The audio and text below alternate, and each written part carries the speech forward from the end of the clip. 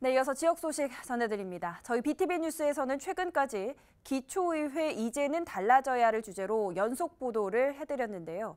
여러 보도 중에 하나가 지방의원들의 일명 투잡, 겸직 논란이었습니다. 그런데 한 시민단체에서도 이 문제들을 집중 조사했습니다. 그 결과 서울의 지방의원 4명 가운데 1명은 겸직을 하고 있는 것으로 확인됐습니다. 제한할 수 있는 장치 마련이 필요하다는 지적이 나옵니다. 서주원 기자입니다. 서울 지역에는 광역의원이 모두 112명, 기초의원은 427명이 있습니다. 이 가운데 투잡, 즉 의원 외의 겸직을 가지고 있는 경우는 얼마나 될까? 서울시 의원은 전체의 96%인 108명이, 자치구 의원은 53%, 227명이 겸직을 신고했습니다. 서울시로 따지면 올해 연봉이 6,600입니다. 그럼에도 불구하고 꽤 많은 분들이 겸직을 신고하고 있고 상당수의 높은 그 겸직을 하는 과정에서 보수도 받고 있다 이렇게 볼 수 있을 것 같습니다. 그래서 겸직에 보수를 받는다고 신고한 건 서울시 의원 29명, 자치구 의원 113명입니다. 자치구 의원들의 경우 평균 금액이 연 4,600만 원이 넘습니다. 대부분 사업체의 대표, 사장 등이고 임대사업자들도 다수 있습니다. 이번에 조사된 내용은 전부 정보공개 청구 등을 통해 수집 분석된 결과입니다.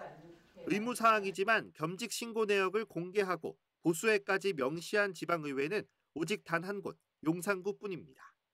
미신고 등에 대한 처벌 규정이 없고 자율에 맡겨지고 있어 드러나지 않은 겸직들도 존재할 것으로 추측됩니다.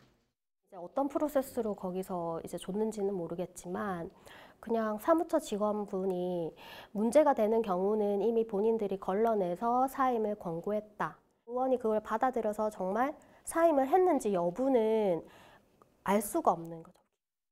많게는 1년에 4억 원까지 외부 수입을 벌어들이는 지방의원들.